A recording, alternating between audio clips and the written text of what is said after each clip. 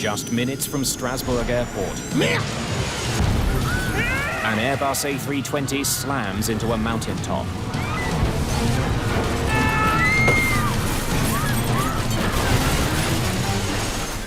Delta Alpha, your position? There are survivors. And I'll panic because I'm going to burn. But they are still in grave danger. It's bitterly cold, and what they don't realize is that no one knows where they are. They could be anywhere in there. Expect this in the jungle or the rainforest, but not in a highly populated area. Before investigators can begin searching for what caused the crash of Air Inter Flight 148, they must first find the plane.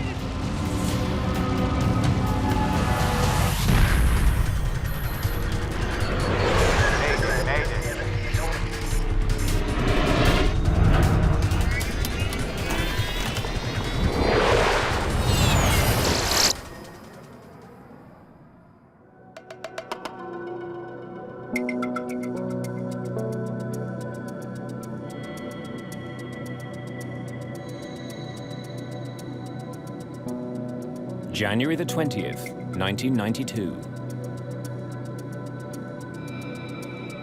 Air Inter Flight 148 has departed from Lyon, France. 124.905, thank you. Captain Christian Hequet and First Officer Joël Charubin are experienced pilots with over 12,000 hours of flying time between them.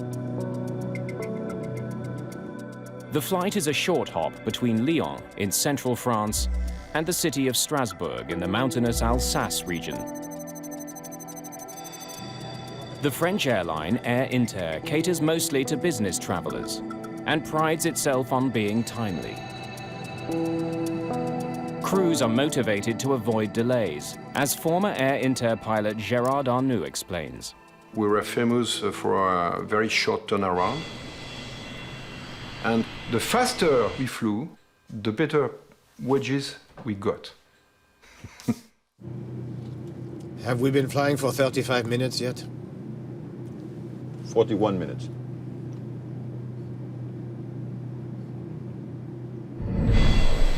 The crew is flying an Airbus A320, one of the most technologically advanced commercial airplanes in the world. Even before takeoff, the pilots programmed the autopilot to land on a specific runway in Strasbourg. The cockpit of the A320 is also very different from other planes. Instead of analog gauges, the pilots look mostly at digital displays.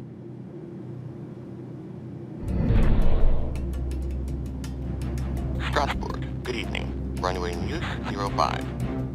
Transition level 50. Wind 040 at 18 knots. Visibility 10 kilometers. A recording from Strasbourg Airport informs the crew of a change in plan. Due to high winds and poor winter weather, they'll have to land on an alternate runway. 05 in service. Not the one programmed into the autopilot. 05. What sort of wind are they giving us? 18 knots. 18 knots. Captain Hequet doesn't like the idea of changing runways. No chance. He was hoping to use runway 23, an approach that provides the autopilot with a precise navigational fix. The new runway, runway 05, is surrounded by mountainous terrain that can interrupt radio signals sent to the autopilot. You know, if we go with the runway 05 procedure, oh no. Captain Hequet suggests a compromise. I'm putting back runway 23. Otherwise, I couldn't make the ILS interception. He'll program the autopilot to fly towards runway 23. But near the airport, the captain will take over the controls and make a visual landing on runway 05. You're taking 23 then? Yes!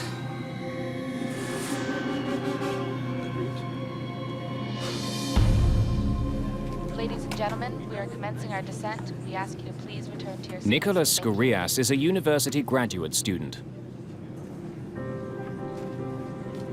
It was a quiet day. I was expecting to go to see my girlfriend in Strasbourg, so I was very happy. Roger 854, proceed to GTQ air level 140, contact Reims. Delta Alpha, Strasbourg. Yes, we intend to proceed to do an ILS on runway 23, then an indirect for runway 05 after that. The Strasbourg controller considers the captain's plan. Delta Alpha. He warns that there will likely be a delay due to heavy traffic. Given that we're going to have 3 takeoffs on 05, you risk waiting in a stack at 5,000 feet. We're not going to mess about like that, descending at full speed. If they had warned us in advance, cripes! Delta Alpha, Strasbourg. I hear you. Aware of the captain's frustration, the controller offers assistance. If you want, I can take you with the radar to lead you to Andlo at 5,000. Andlo is a navigational point on the approach to runway 05. It helps pilots align the plane for landing. Yeah, that's good. Oh, yeah. Okay, then, turn left to heading 230 degrees. 148. Turn left to heading 230 degrees. There you are. That will save you some time. Since runway 05 doesn't allow for a full autopilot approach, the captain must calculate the angle of descent on his own. That makes 3.3 degrees.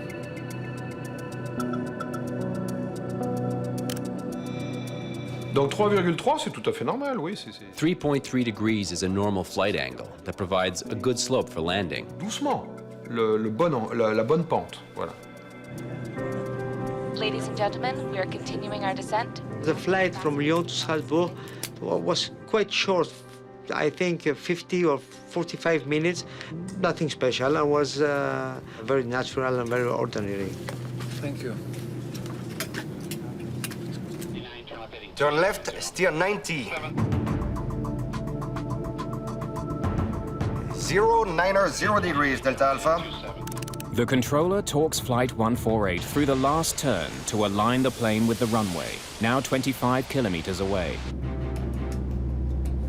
Then, First Officer Cherubin notices the plane is slightly off course. We're headed inside. You're inside there. You should have started with 070. Yeah, At least that much.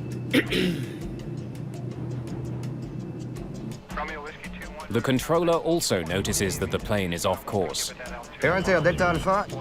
It has missed aligning itself with Andlo, the runway's electronic guidepost.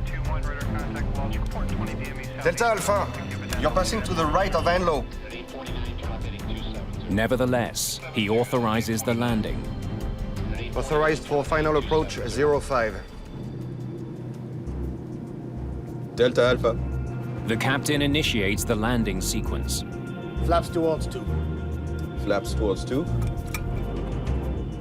Flaps at 2. Gear down.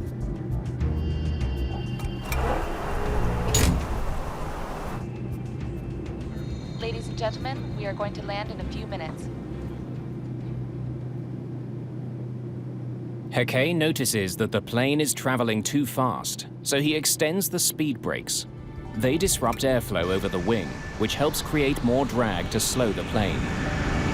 We have to watch our descent. The approach axis. The first officer is more concerned with their horizontal position in relation to the runway. It was 60. Check it out. Wait. But before the crew can adjust their course,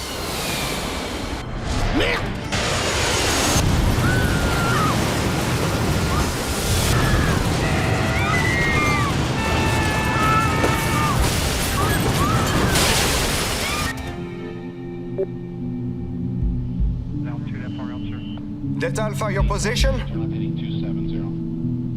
Air Inter, Delta Alpha, Strasbourg.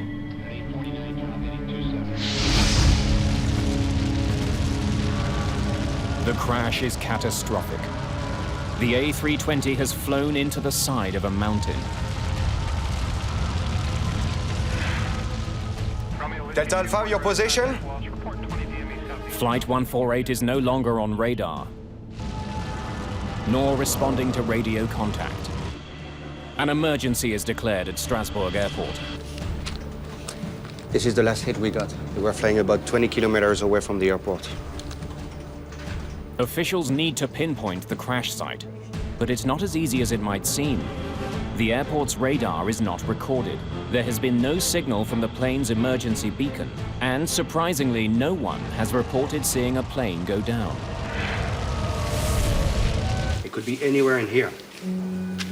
The proposed search area covers more than 20 square kilometers of dense forest just outside Strasbourg.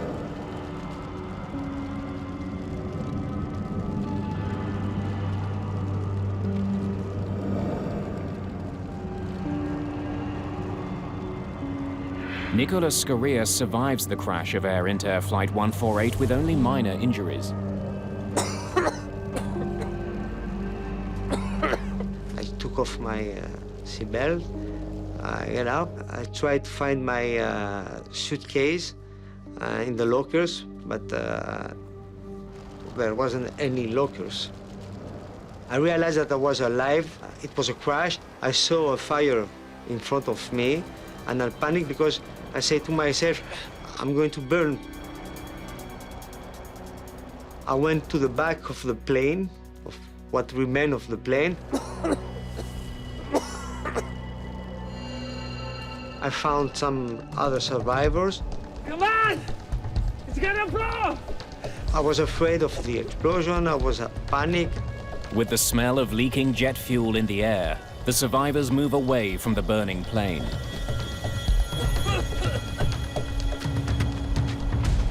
We stayed together, waiting for the first aid. But the wait will be longer than anyone might expect.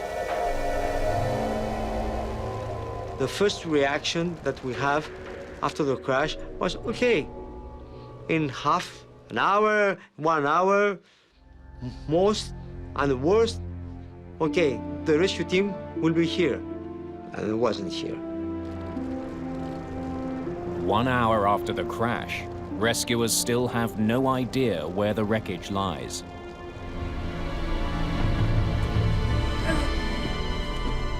Scorias and the others now face a new ordeal. Surviving sub-zero temperatures in a dark and isolated forest. 2.5 hours after Flight 148 disappeared from radar near Strasbourg Airport, the missing plane has still not been located. Amidst growing tension, the French Aviation Bureau, the BEA, sends in its lead investigator, Jean Pariès. I immediately called my two main investigators, and we organized the GO team, and we got prepared to rush to the site as soon as this site was located somewhere. The delay feels like an eternity. A little bit surprisingly long. We can expect this in the jungle or the rainforest, but not exactly in a highly dense populated area like the Strasbourg area. With no help in sight, Scorias returns to the wreckage to look for more survivors. I think that some people that die could have survived if the first aid come sooner.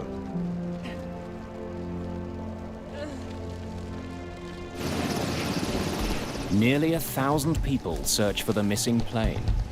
But 3 hours after the crash, there's still no sign of it. Frustrated, Scorias goes looking for help. He stumbles into a TV crew trying to find the crash. But with no wreckage in sight, they react with skepticism. They didn't expect survivors from an airplane crash. Hey, you have to believe me! They didn't believe that I was one of the survivors, but believe me, I was, because my face was black due to the smoke, the kerosene, and so on. Come on! The journalists follow him back to the crash site. where they discover 8 other survivors.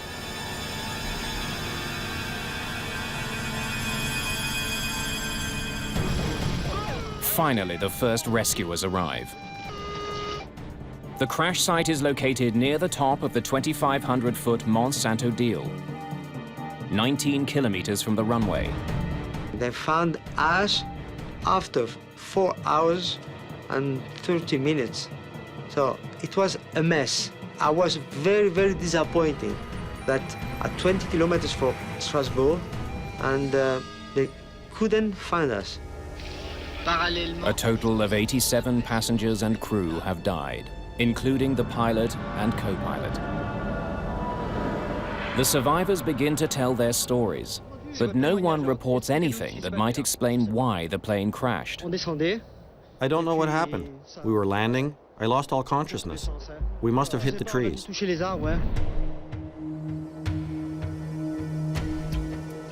Bob McIntosh, an American NTSB investigator, arrives at the crash site. The BEA of France recognized the international attention would be on this accident, even though it was a domestic accident. He invited a group of international accident investigators to come and participate. Welcome to the team. The first priority for investigators is to retrieve the plane's black boxes. We have not removed the recorders yet. Good. With the boxes trapped in the burning tail section, any delay could prove costly. We're very anxious about the state of the tape inside. Will it be possible to use it? Will we get the critical information we need? In France, aviation accidents are also investigated by the justice system. Parias and his team are not allowed access to the site until judicial officials secure the black boxes. I had a visual picture of the gendarme, transport police standing around keeping us away from the wreckage for a while. And we're very suspicious of these international observers. Maybe we should wait. Even taking photographs, which was somewhat surprising to us. In a previous crash, the crash of Air France Flight 296 in 1988, investigators waited 10 days before turning the black boxes over to police. Rumors persisted that these boxes had been tampered with. This time, police are keeping investigators at bay. I can recall seeing the glowing embers and seeing the flight recorder sitting there and not being able to intervene and say, get that thing cooled down as soon as you can. After midnight, the boxes are retrieved from the plane and sent for analysis. Investigators can only hope it's not too late. They was extremely hot. They looked damaged, they looked burned.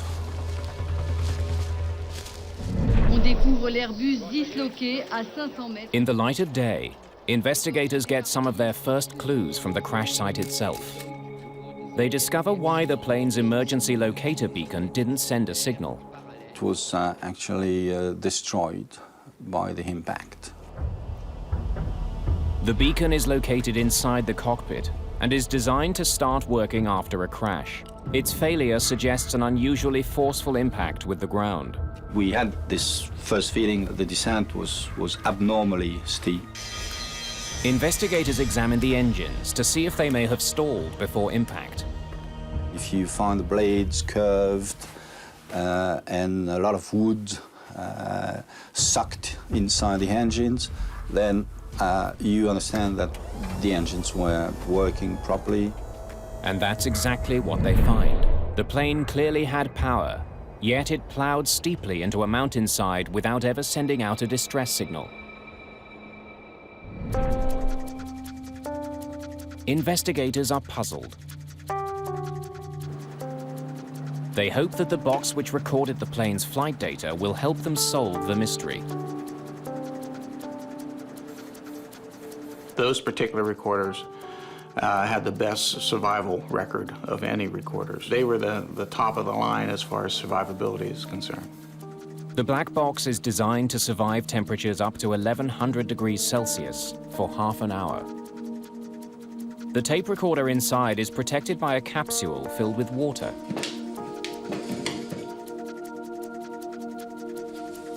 When the recorder heats up, the water turns to steam, absorbing the energy, and actually vents out through a little hole in the crash enclosure. But when the flight data recorder is opened, investigators make a troubling discovery.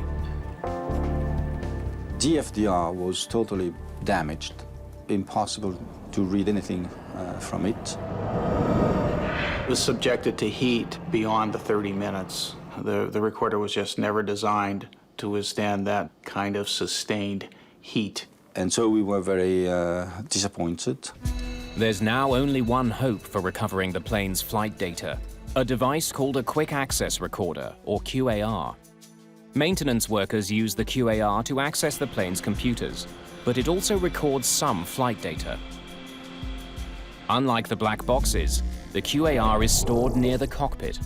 Quick access recorders are not protected at all. They're up in the front end of the aircraft, typically in the electronics bay. They're generally destroyed just from the impact damage.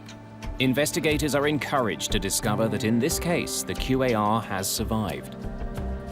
But on closer examination, their optimism turns to frustration. The last 20 centimeters of the tape were burned and stretched and were damaged to the point that we could not use them into a machine. We couldn't read it. Investigators are desperate to retrieve the data, so they take a chance on an experimental technique. Known as the garnet technique, a light is shone through a mineral lens made of garnet. Use a garnet stone to visualize the magnetic pulses that are actually recorded on the tape. The special lens helps the technicians differentiate between the positive and negative magnetic pulses, which translate as binary digits, or bits. There's 768 bits per second, so that's a lot of ones and zeros. You have to be very precise in moving the tape under the lens or the garnet to make sure you don't miss a bit or read the same bit twice, you know? So it's difficult. Analyzing the data is even more painstaking. It took about a day to read a second of recording.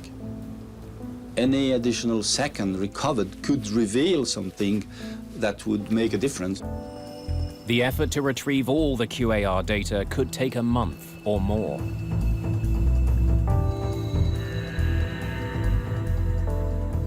In the meantime, the focus of the investigation shifts to the cockpit voice recorder. It was positioned just above the other black box. The cockpit voice recorder, which was just inches away, but outside of the ashes, had air passing over it, survived.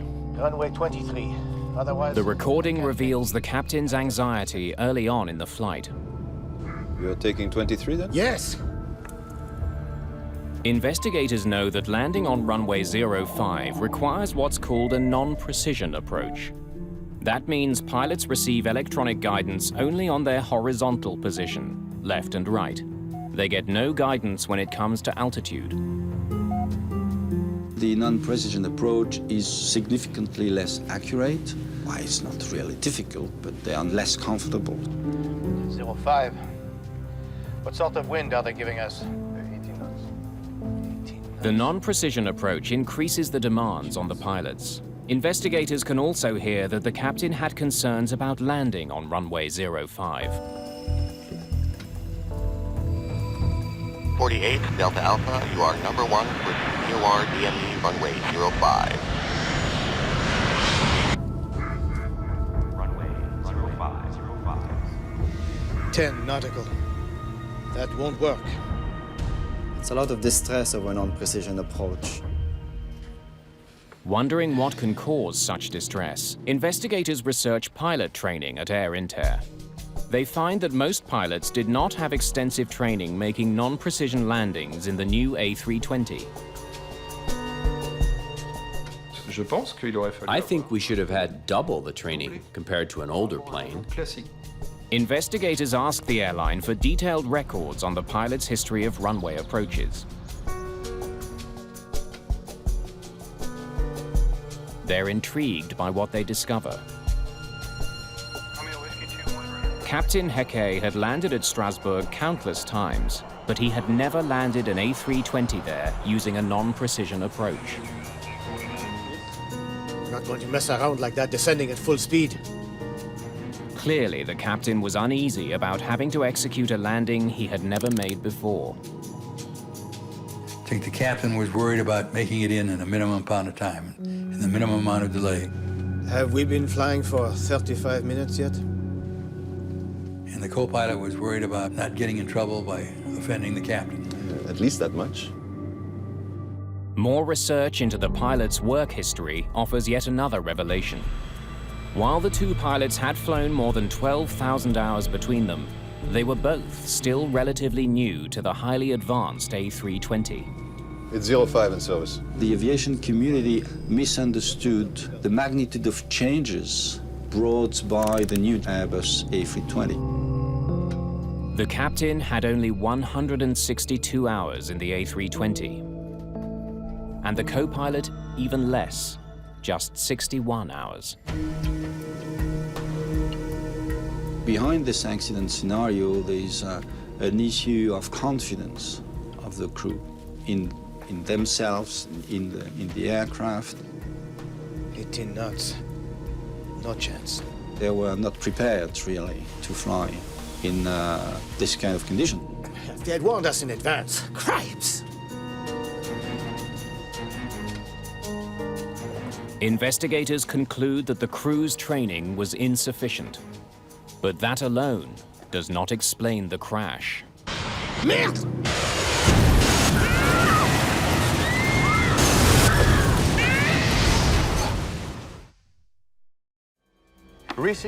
Investigators search for other factors in the crash of Flight 148.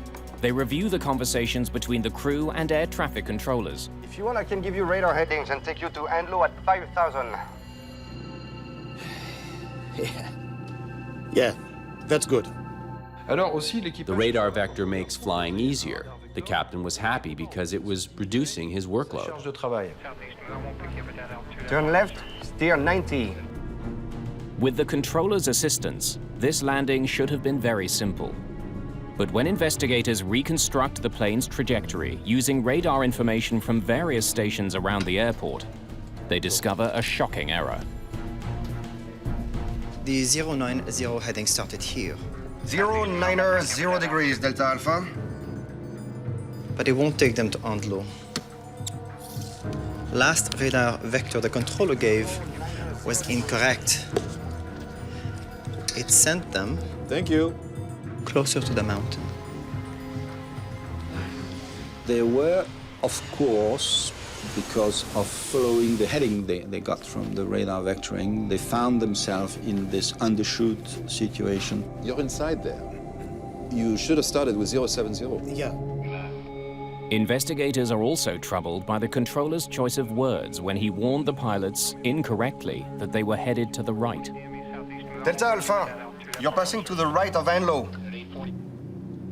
From the pilot's perspective, the plane was on the left side of the runway, not the right. It could only add to their confusion. Le contrôleur, en fait, il a fait un... It was very poor guidance because he didn't employ the usual terminology. Et il n'a pas utilisé la phraséologie standard. Investigators recommend that controllers use only compass points when giving directions.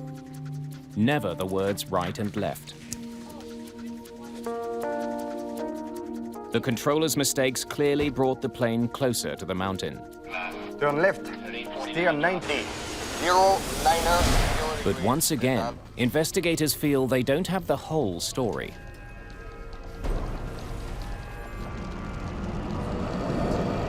It's not something totally abnormal to start a descent from this situation. Flaps towards 2. Flaps towards 2. It's not what you expected to do every day, but it's not outside the tolerance of the concept of this approach. Gear down. When investigators study the plane's reconstructed flight path, they discover something more alarming than the plane's horizontal misdirection. As it circled the mountain, the plane inexplicably entered a dangerously steep and rapid descent. Perhaps 2.5 times the normal rate of descent. That's lethal at that altitude. Without the steep descent, they would have cleared the mountain. If the vertical trajectory had been correct, they would have no problem at all. Finding the cause of that sudden descent is now key to understanding why 87 people died in one of the most advanced passenger planes on Earth.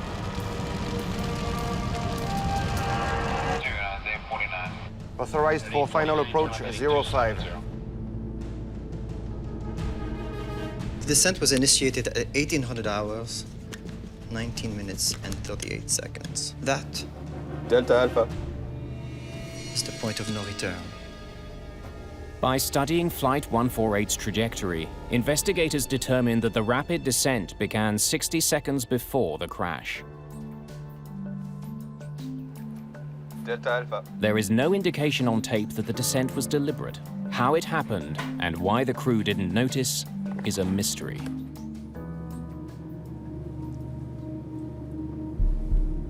It should be a no-brainer. Keep track of the altitude. The cockpit altimeter gives pilots a constant readout of their altitude. Altimeter, that's a very precise instrument. They become very reliable. They're accurate to within 5 or 10 feet. Ignoring it would be a major error in flying protocol. Flaps towards 2. The recording reveals just one single remark from the crew about their descent. We have to watch our descent. It occurred 16 seconds before the crash. The captain had just extended the speed brakes. The aircraft was accelerating abnormally. The captain started to realize there was something wrong with the descent rate. But the first officer changed the subject. The approach axis. We're hitting the axis a half point off.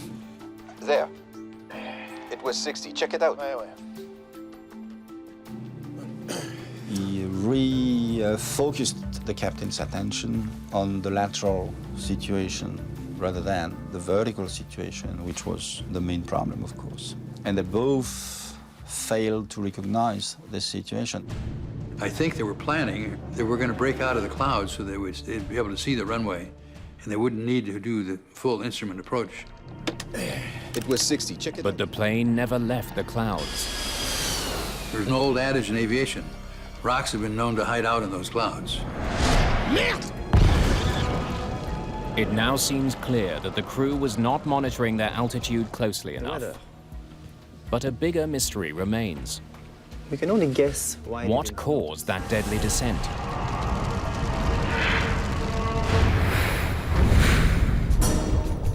After months of work, investigators may finally have the answer. All the available flight data from the damaged quick access recorder has been recovered. We were very anxious to be able to read as much as we could. The data confirms that just before the crash, the plane was speeding towards the ground at an extremely high rate, 3,300 feet per minute. It also confirms that the angle of descent was dangerously steep, much greater than the 3.3 degrees selected by the captain. 3 degrees. That's quite a difference. Investigators now wonder, did the autopilot malfunction? Did it somehow fail to obey the captain's safe descent angle and send the plane into a deadly nosedive? But what state was it in before the accident? Unfortunately, the flight control unit which houses the autopilot is too badly damaged to provide any definitive answers.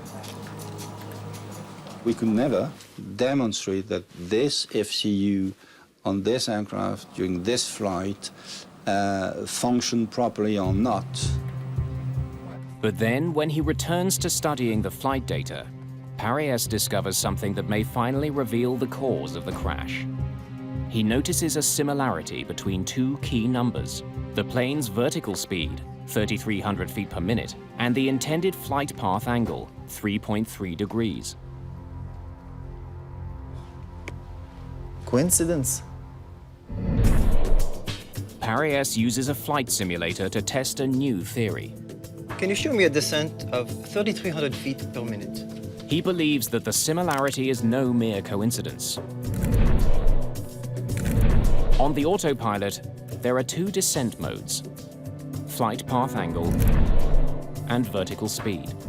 But they are both displayed on the same window. So 3,300 is abbreviated to 33. Now, show me a flight angle of minus 3.3 degrees. The problem on this aircraft was that the two values were visible on the same window and controlled by the same knob. 3.3 degrees. Minus 3.3 degrees. Paris strongly suspects that the confusing display tripped up Captain Hackey. So it wouldn't be hard to make that mistake, would it? The confusion is quite easy between the two modes if you don't do it carefully. If the captain failed to push the mode selector knob, then entering 33 would not have initiated a safe 3.3-degree angle of descent. Instead, it would have put the plane into a deadly rate of descent of 3,300 feet per minute.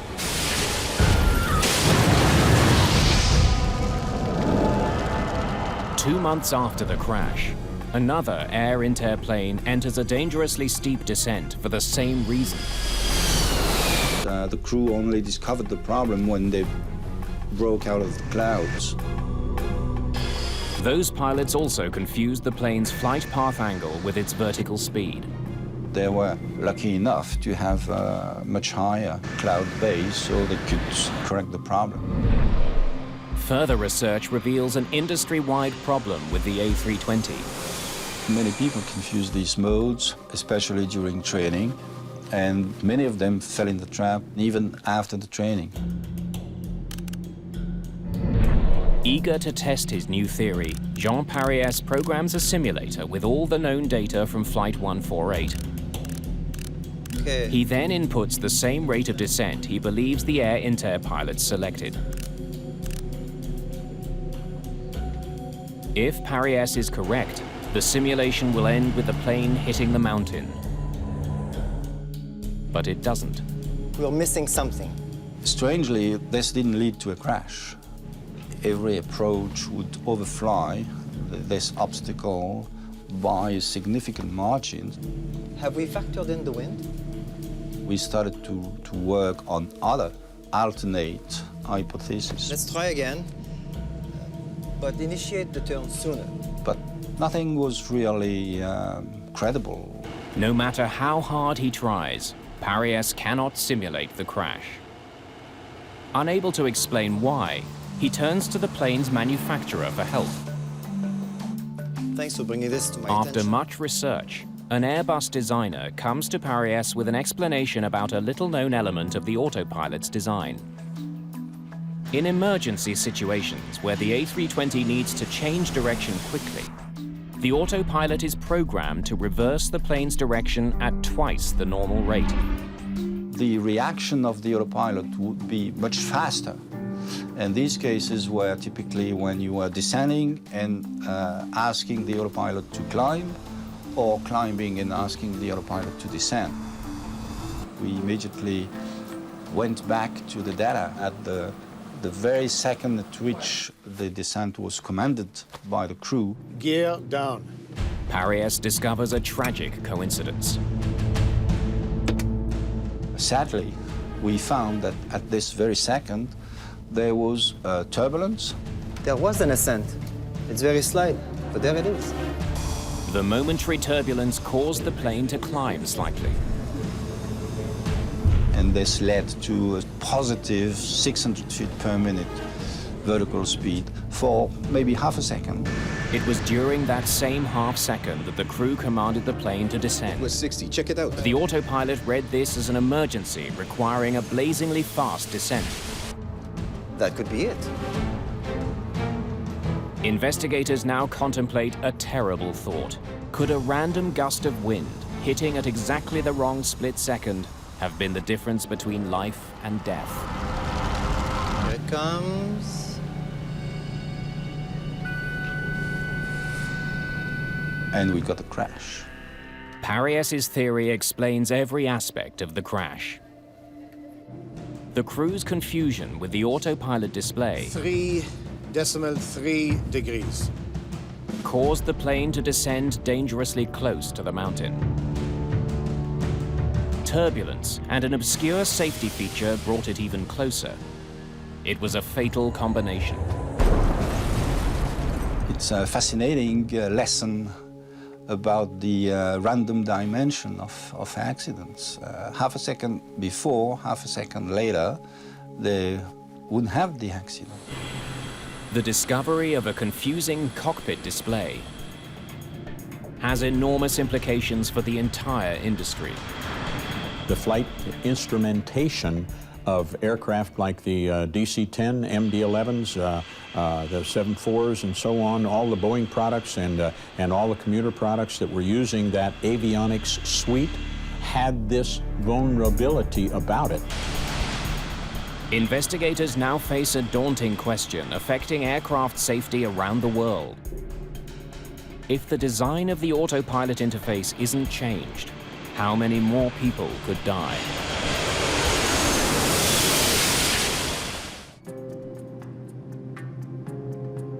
There's mounting evidence that the design of the autopilot interface on Airbus A320s led the Air Inter pilots to accidentally dial in a dangerous rate of descent. 3.3 degrees. We felt a need to start the industry to work on this.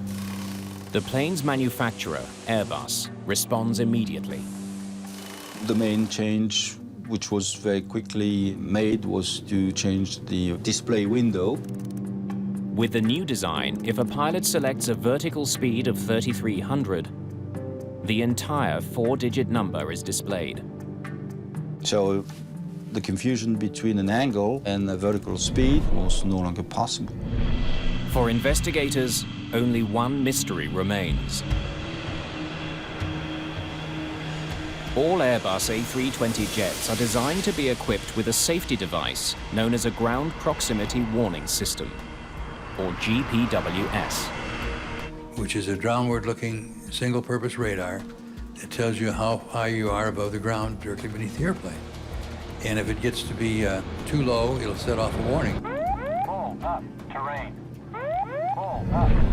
But Captain Heke We have to watch our descent. never received a warning for one very simple reason. His A320 didn't have that alarm.